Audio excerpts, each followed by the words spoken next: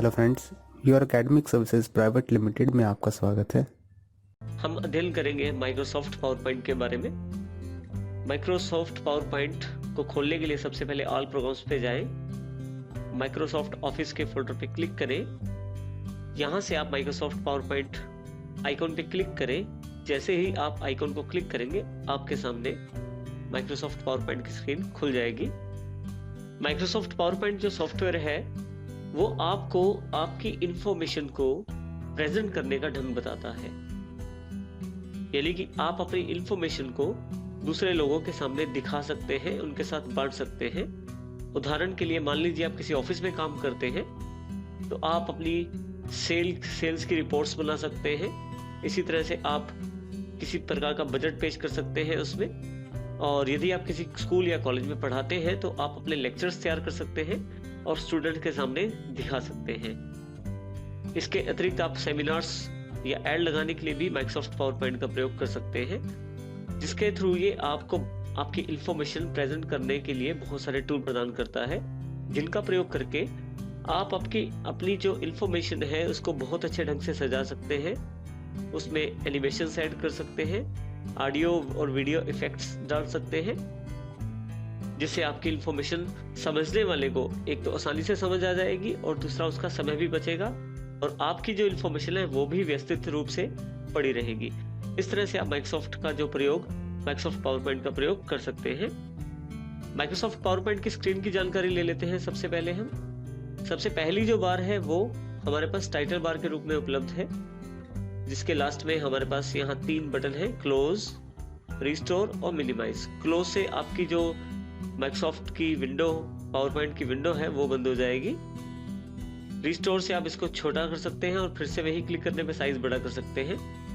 तीसरा मिनिमाइज का बटन है, जब आप क्लिक करते हैं तो छोटे से आइकन के रूप में आपके पास अवेलेबल हो जाता है।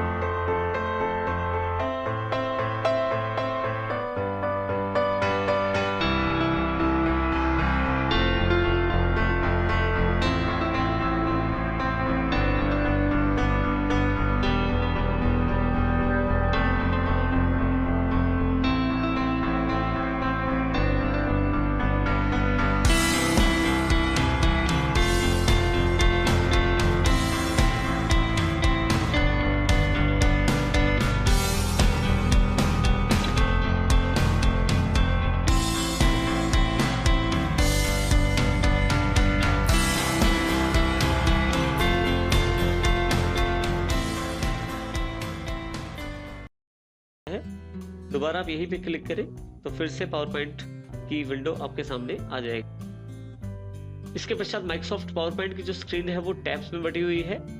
हर टैब के साथ एक बहुत बड़ा रिबन अटैच है, जिसमें बहुत सारी कमांड्स अवेलेबल है ग्रुप्स के रूप में। जैसे कि हमारे पास file, home, insert, design, transition, animation, slide show, review और व्यू के रूप में काफी सारी टैब्स अवेलेबल है।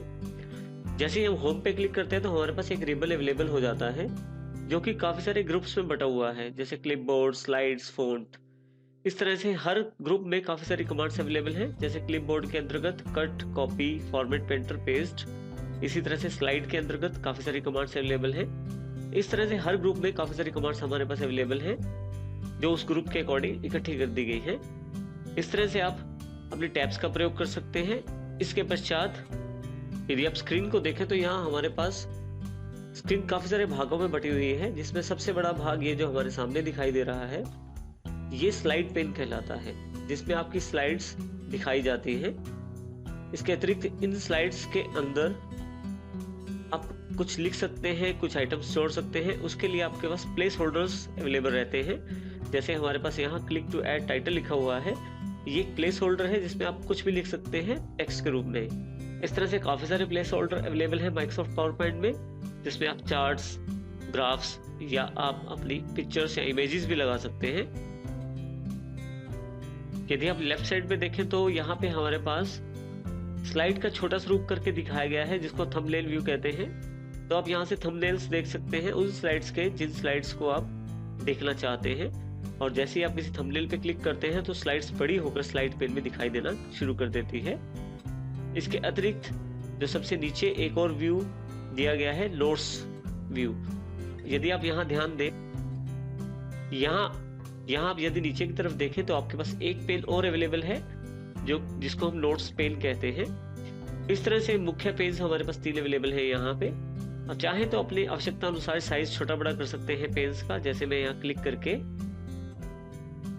थोड़ा सा ऊपर की तरफ कर देता हूँ नोट्स पेन को, तो साइज नोट्स पेन के लिए ज्यादा बढ़ जाता है।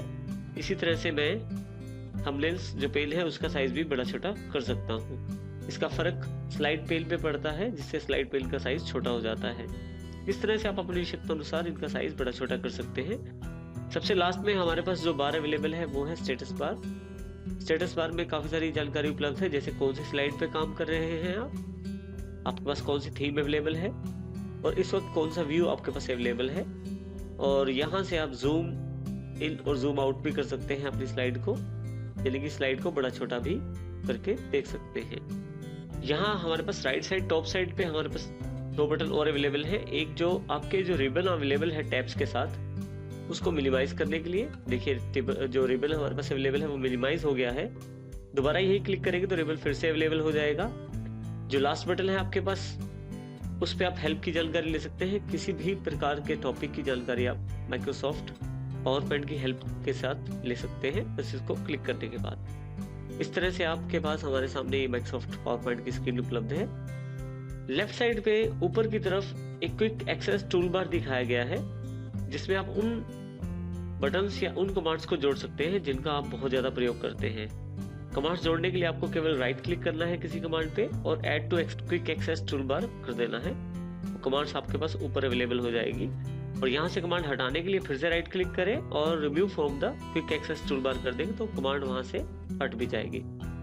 इस प्रकार से हमारी जो स्क्रीन अवेलेबल है पावर पॉइंट की